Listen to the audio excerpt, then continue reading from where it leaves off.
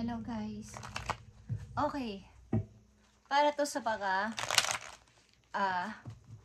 naghahangad pa rin na bumalik ang kanilang mga minahal. Okay guys? Sa minahal ninyo o gusto nyo pang ibalik ang pagmamahal ng inyong minamahal is titignan natin ang message dito guys, kung ano naging dahilan at bakit gustong bumalik ang tao na to at babalik pa ba to sa buhay ninyo? At kung hindi na, ano ang dapat ninyo gawin? Okay.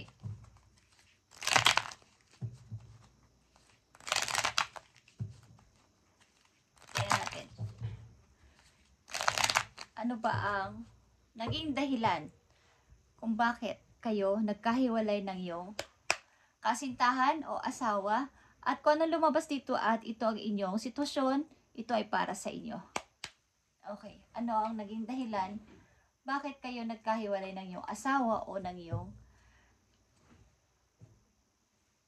kasintahan? Okay. Unang message, dito yung take a leap of faith. Only when you're willing to step out of your comfort zone will you reap great rewards and past lives. Okay, you have known this person before. It's a soulmate for a past lifetime. Okay. Ang nanditong mga energy is kaya naiisipan nyo pa at naiisip nyo na babalik pa ang inyong kasintahan o asawa because ang person na to ay inyong past life relationship. Kumbaga, soulmate nyo ang person na to. Nahingi pa kayo ng konting pag-asa o sana baka, okay, na bumalik pa siya. Hindi nyo malimutan ang person na to because siya nga ay nakatakdang person para sa inyo. Kumbaga ay, itong tao na to ay inyong soulmate. Soul connection. Bagamat kayo ay nagkahiwalay o nahiwalay na talaga ng tuluyan o wala pang closure, ang person na to ay lagi nyong iniisip, nasa isip nyo at hindi matanggal-tanggal sa iyong isip. Ang mga memories, ang inyong pinagsamahan, sapagkat ang tao na to ay deep connection nyo. Bagamat hindi kayo nagkatuluyan o hindi kayo naging kayo or naging kayo but kayo ay nagkalayo. Because ang tao na to ay malaki ang connection sa iyong buhay. Maaaring ang person na to ay babalik sa iyo sa other form. Maaaring sa energy ng ibang person. But ito pa rin ang tao na to. Halimbawa lang is literal siyang pumanaw. But hindi pa rin siya mawala sa inyong isip because siya nga inyong soulmate. But babalik siya sa iyo sa pamamagitan ng ibang tao, ibang person. Iba ninyong makikilala. Kung hindi naman to nawala ng literal at nandyan pa din, lumayo lang or nagkalayo kayo is iniisip-isip mo pa rin na babalik siya sa iyo at hindi siya matanggal-tanggal sa isip mo because siya nga ay matindi ang connection sa puso mo o sa iyong soul. Okay? So, titignan natin ang maaaring gustong sabihin sa'yo ng tao na to na umalis sa buhay mo o naging kahiwalayan mo. Maaaring ito ay nagkahiwalay kayo ng walang talagang reason, walang matinding reason, or may reason man is talagang nangyari sa hindi inaasahan. Okay, tingnan natin. Kung sino ka man at ano man ang inyong sign, na ito ang inyong sitwasyon, ito ay para sa inyo. Message sa'yo ng yung person na lumayo sa'yo. I wish I had treated you better. Okay. Kumbaga, sinasabi niya sa'yo na sana ay natrato kita ng mas mabuti nung naging tayo pa o nung tayo pa. Sana ay naalagaan kita, sana ay natrato kita ng maayos. May pagsisisi sa person na to. Okay? Simula nang kayo ay magkalayo. Meron siyang pagsisisi. Okay? Okay, ang reading na to ay para sa mga person na naiisipan pa din ang inyong minahal o kailang minamahal. Bagamat wala na ito sa kanilang feeling o nagkalayo na sila or nagkahiwalay na. Para sa inyo guys. At titignan natin ang message dito. Okay. Titignan natin ang mga message dito, guys.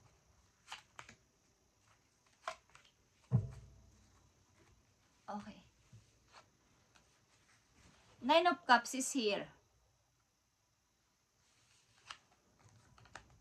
Ten of Wands and reverse. Knight of Pentacles in reverse. At Knight of Cups. Okay. Simula lang kayo ay nagkalayo is maaring tinutuon ng bawat isa sa inyo ang inyong pansin sa ibang tao. Nag-a-acting na masaya, nag-a-acting na kontento, uma-acting na masaya at kontento. Maaring pinapansin yung ibang tao, but behind the scene is kayo ay nahihirapan. Andito ang ten of Wands and reverse. Nawala yung problema nung umalis ang tao na to sa buhay ninyo, but andito yung lungkot at hindi pa rin kayo makamove on o hindi pa rin makaalis, nakatulala. Okay. Kumbaga ay hindi pa rin maalis-alis sa isip nyo kahit wala na yung problem, kahit wala na yung pasanin, wala na yung problema nyo sa inyong sariling problema is andyan pa din kayo, nagmumukmuk at walang gana sa anumang bagay, any. May mga nag-o-offer sa inyo something na mga tao o ilang tao, but merong pag i-ignore o hindi nyo pinapansin. At maaaring may mga delays sa paligid, okay? May mga plano din na gustong pumunta sa inyo o plano nyo rin na kausapin ang person na to, but may mga delays. Naantala din at walang nangyayari talaga. Okay, may mga delays and pang-abala, istorbo. Okay?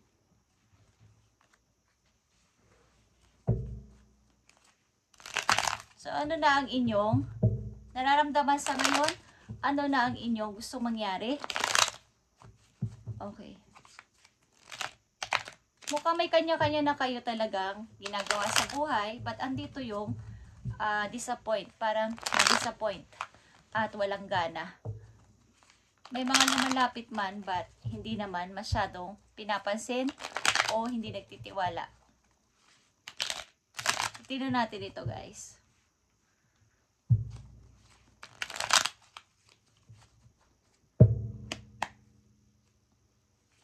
Message dito para sa inyo, sa mga naiisipan pa ang kanilang naging karelasyon o naging kasama sa buhay, kung babalik pa ba o hindi sa kailang buhay. Okay, guys, Ten of Swords is here. Andito yung pag-iisip-isip na makapag-move on na pero hindi pa rin. Andito yung kirot, andito yung sakit. Andito yung takot, walang confidence sa sarili. Binibigyan ng limitasyon ang sarili na parang hindi ko na kaya or hindi ko kakayanin. Sapagkat maaaring ilan sa inyo ay binigyan na yung buong tiwala sa tao na to na lumisan sa buhay ninyo. Wala kayong tiwala o nakadepend kayo dati sa kanya kung naging asawa nyo to. Okay. At marami talagang problema. Lalo na nung nawalan kayo ng kasama sa buhay. Parang nawalan o napilay ang inyong isa paa dahil wala na yung inyong partner. Nawala yung kasangga ninyo or kakampi sa buhay. Parang nawala lahat. So, can't move, can't decide. At parang naiisipan na wala ng opportunity. Wala ng opportunity pang dadating sa akin. O wala ng forever. O wala na talaga. Okay? So, ano ang dapat ninyong gawin, guys? Ano ang payo sa inyo dito? Maring ilan sa inyo dito ay naghihintay pa o mayroong parang take a leap of faith. May pagnanais o parang umaasa na balang araw, babalik siguro siya. Tingnan natin ang payo sa inyo dito, guys.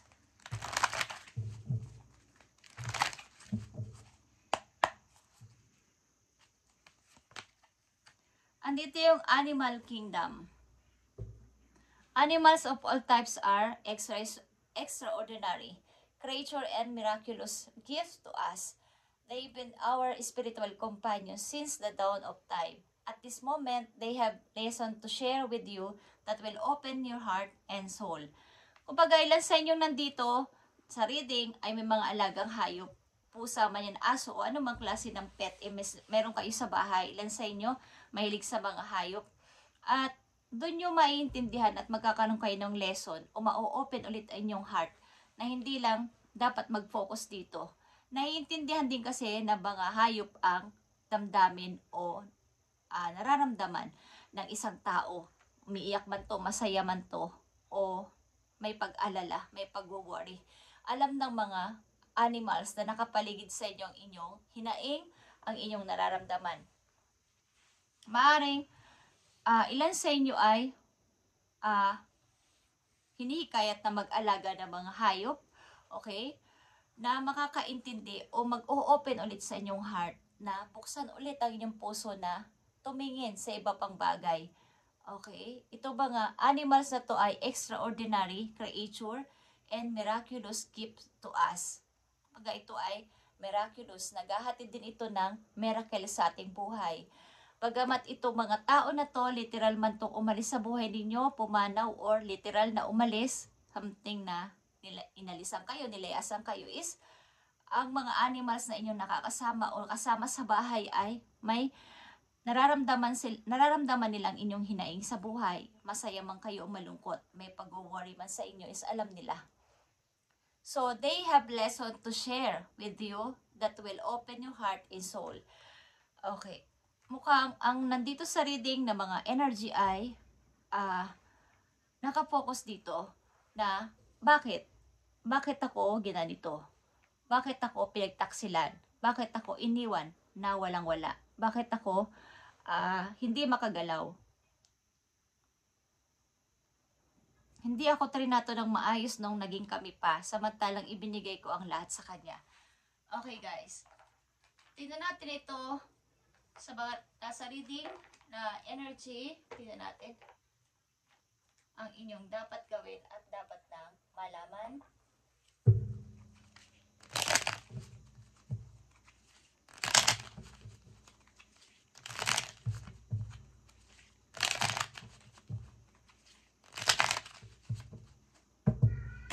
Message sa baka nanditong energy sa reading na to na umaasa or tumitingin pa na babalik pa ba o may pag-asa pa na magkabalikan kami ng aking minamahal, or meron pa ba ang pag-asa para sa akin after niya akong iwan o after naming kumbaga hindi na magkatuluyan. Okay? Andito ang mystery. The bobcat teaches you that there is true power and strength in silence and patience. In order to get what you want, you must be willing to plan, adapt, and above all, have the patience to see your dream manifest. Okay. Kung kayo ay may dream pa sa buhay, bukod dito sa pagtingin dito sa pag-ibig na to, is gamitin ninyo yung inyong panandali ang pananahimik at mahaba ang pasensya. At lahat ng inyong mga magugustuhan o gustong mangyari ay matutupad. Okay? Kailangan nyo lang na willing kayo magplano, i-adapt ang lahat ng inyong gustong mangyari. At all have the patience to see your dream manifest. Okay guys. Parang ilan sa inyo ditong nasa reading ay simula nung nawala ang tao na to o umalis o literal man na umalis o pumanaw man o inalisan kayo or iniwang kayo, is parang nawala na yung pangarap nyo. Gumuho kasi. Kasi nag-invest kayo dito ng emotion at saka ng maaaring, ito na sana yun eh. Ito na yung forever ko. So, may darating pa ba sa akin o hihintayin ko pa ba siya? Okay, tingnan natin to guys. May darating pa ba sa akin o hihintayin ko pa ba siya? Kasi nga kaya nyo siya naaalala kayo ay soulmate ng person na to. Maaring you have known this person before. But, darating ang isang tao sa buhay ninyo, parang another form. Parang siya pa din ang ugali, ganun pa din ang style, but, pabalik-balik nga kasi ito sa buhay ng isang tao, meron kayong connection. Okay. Darating pa ba ang person na to sa buhay ninyo? Babalik pa ba ang person na to? O may darating ng tao sa buhay ninyong bago? Tingnan natin. Kung sino man ang energy na nandito ay para to sa inyo. Kung ito ang inyong sitwasyon, kung naghihintay pa rin kayo sa pagbabalik ng inyong person. Tingnan natin. Darating pa ba ang person na to o magpapatuloy na kayo sa buhay na wala siya at ihintayin ang pagbibigay sa inyo ni God ng bagong person. Okay, tingnan natin. Unrequited love, guys. There's not enough the attraction of chemistry to keep this relationship going. And pray yourself. Andito yung unrequited. Maaring isa sa inyo ay hindi pa rin talaga ito tapos at walang closure. At hindi pa mapakawalan ang lahat. It's time to take back control of your life. Pakawalan mo muna ang tao na to at bigyan mo ng freedom ang iyong sarili. Isipin mo muna mag-ibak ang iyong energy o control sa iyong sarili bago isipin ulit ang kung babalik pa to o kung babalik siya, at least kayo ay nakapag-ayos-ayos na sa sarili ninyo, nakapagbigay na ng treat sa sarili ninyo, naayos nyo na ang sarili ninyo. Pagbabalik ng tao na to ay makikita niyang mas nag-grow pa kayo kaysa dati. Kung siya pa rin ang inyong inihintay. But kung kumbaga ito ay walang closure, walang pag-uusap na matino at pagtatapos ng matino. Kaya meron ilan sa inyo dito na hindi pa masabi kung ito ay tapos na o hindi pa. Bigyan nyo muna ng freedom ang inyong sarili, pray yourself, ibalik ulit ang control sa inyong sarili at energy. Kasi meron ditong healing family issue. May mga anak kayo ng person na to, maaari. At maaaring ilan sa inyo ay ayaw nyo ng broken family because sa inyong kabataan, ilan sa inyo nandito sa reading ay broken family. Kaya kung gusto niyo magkaroon ng pamilya, gusto niyo ay buo. Kaya andun yung pagka-disappoint na bakit nagkaganito. Bakit hindi ako naging matagumpay? Merong ganito kayong sinasabi. Okay, guys. Ano ang dapat ninyong gawin at dapat ninyong isipin this time? Sa baga, nasa reading na energy. Tingnan natin, guys.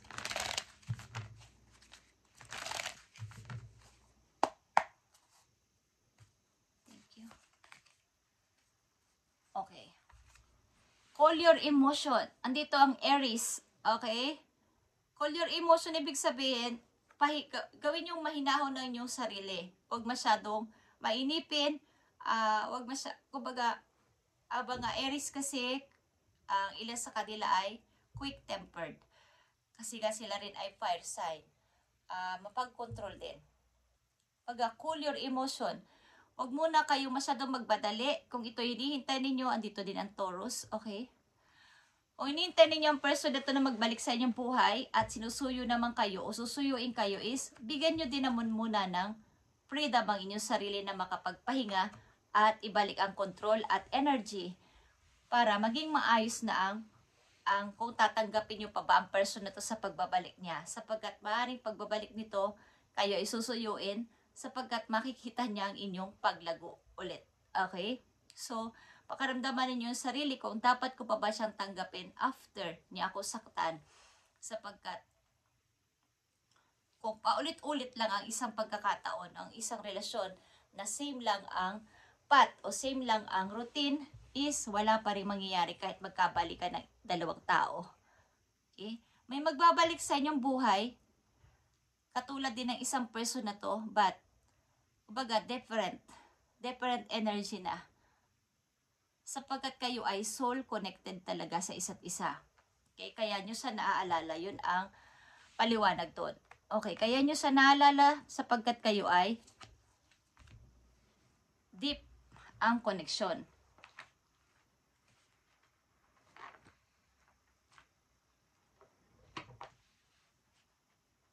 Tingnan pa natin ang inyong message, guys, about dito sa pag-ibig na to.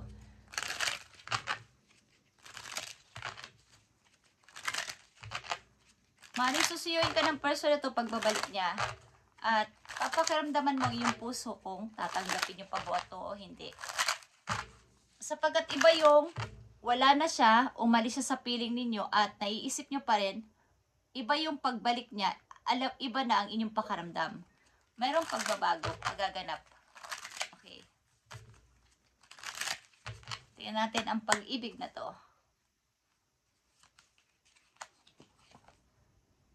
Actions speak louder than words.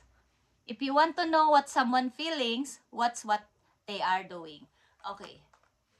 Nakita niyo itong unrequited love.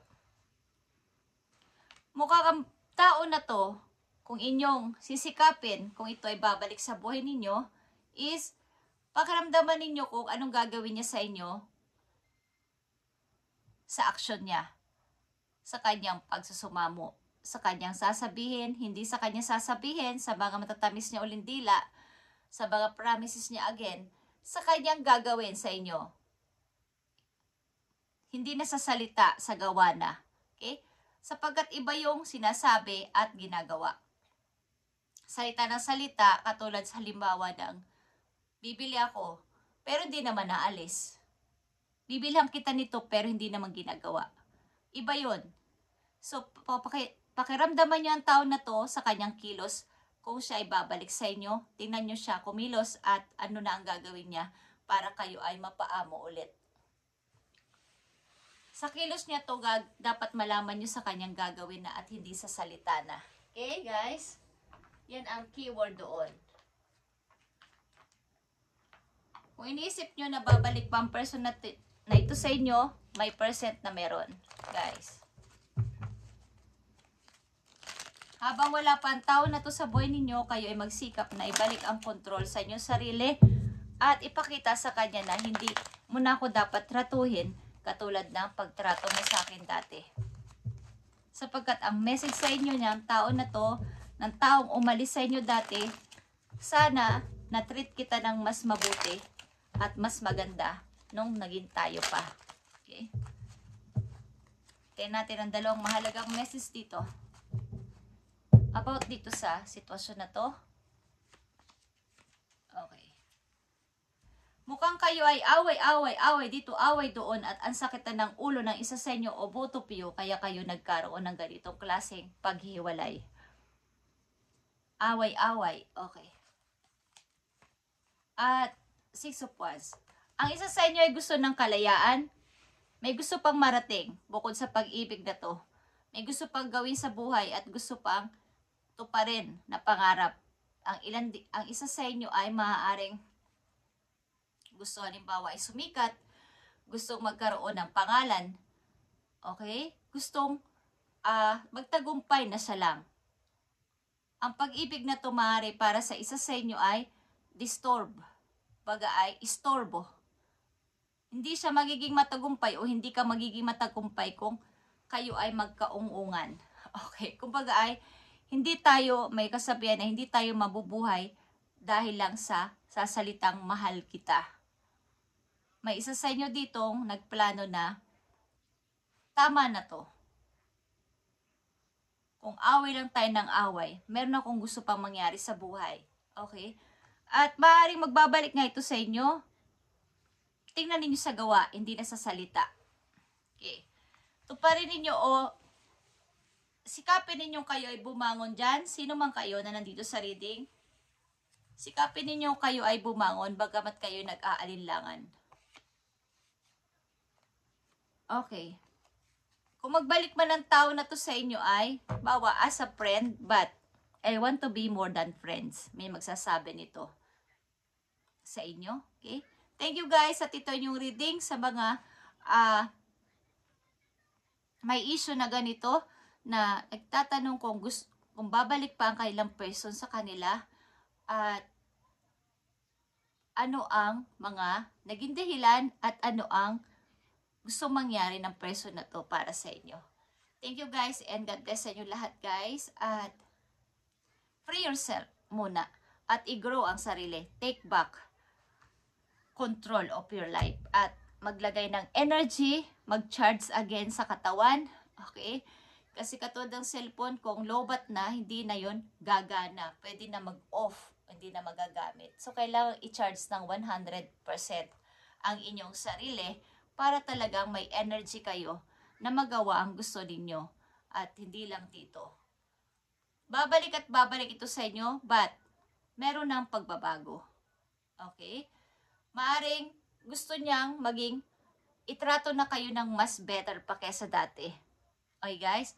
At gusto ko lang sabihin sa inyo, mga energy nandito ay fire sign, Aquarius, Sagittarius, Scorpio, okay? Sagittarius, malakas dito ang Sagittarius. Scorpio din, malakas dito. Capricorn is here, Taurus is here, and Aries, malakas din. Okay? Sa mga energy na nandito is, sana is malaman nyo na kailangan nyo ring bigyan ng freedom ang sarili ninyo at pakaramdaman ninyo ang puso nyo pagbalik ng person na to. Maring gusto na niya kayong i-treat ng mas better pa kesa dati. Nagsisisi siya. At halimbawa lang na kayo magkabalikan ulit is makikita niya na kayo ay nag-grow na at hindi na kayo babasta-bastahin ng tao na to. Thank you guys and God bless sa inyo lahat guys.